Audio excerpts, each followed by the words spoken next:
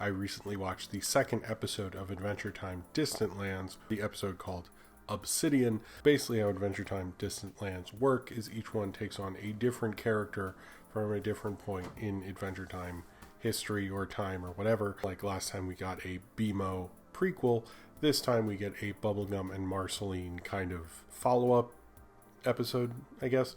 And we see them in a relationship now that they're out after the series finale, and we see them sort of hanging out and having to destroy this thing called Malto Larva, which is like sort of a giant dragon thing, and they have to kind of come together. But that, of course, the last time they did that was kind of a bad part of their relationship. It's actually why they broke up previously, and they sort of have to take down this thing, and now that they've gotten back together and are much more mature, kind of deal with taking down this thing, especially Marceline dealing with her past, where we also see like where she grew up, details with her mother, and her kind of reconciling with her past and her past with Bubblegum at the same time. What I like about this, both this and the BMO one played like kind of pilots. Like, could I see a series full of BMO adventures? Absolutely.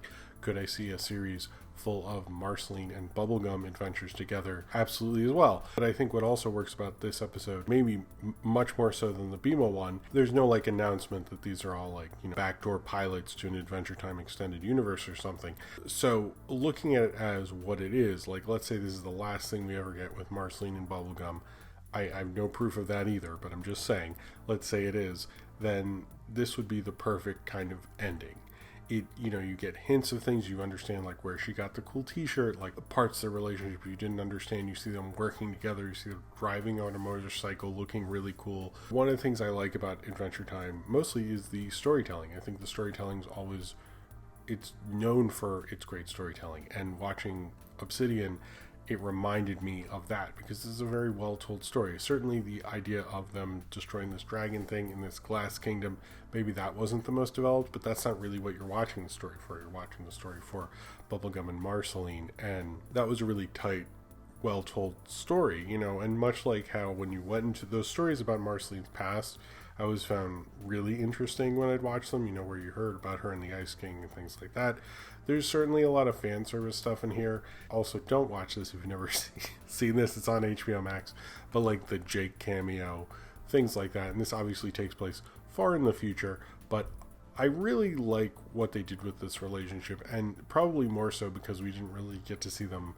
I mean, they're pretty much out, but they weren't out like this out, and it made me hungry for more of that content, because I thought, I mean, obviously they work well together, but seeing them as a couple work well together and like dealing with that relationship in a real way, more so than, you know, just the ending of the show, and it had been heavily implied and so forth, I thought was really cool. I really like this a lot, actually. I kind of want to rewatch it. I love the music, by the way. The music was wonderful. Just every song in it, especially like I really like the song Marceline played to Bubblegum, even though it's a real shitty moment, but I was really into that, and I liked it. Had really great songs. It was cool hearing her play her bass. I think this is like the complete Adventure Time package, because look, the BMO one did still do a great story, it did do a great adventure, it did all the crazy worlds that we're used to with everything like that, but at the same time, what I liked about Adventure Time was the great stories. That's what I remember.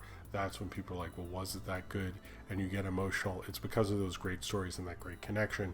And that's what I think Obsidian did just as well as a great Adventure Time episode did, at least for me. It reminded me of great Adventure Time episodes. I'm not going to rank it or something like that, but it was definitely like, you know, showed a lot more promise. And I kind of think this anthology series is working out for Adventure Time as a whole, because I feel a lot more excited by the series right now than I did maybe during the final season and the last couple of years, which I think says a lot, because there's not a lot of shows that can do a follow-up series that you're really that excited for. But I really like what they're doing with each of this, probably because it shows what Adventure Time was so good at, is changing up and doing different kinds of stories, and this obviously is basically all that is. But I think giving Marceline Bubblegum kind of like, you know, an out great solo adventure was something I think we all wanted and needed, and it's great that they did that. It was such a well-written, well thought out way to do it.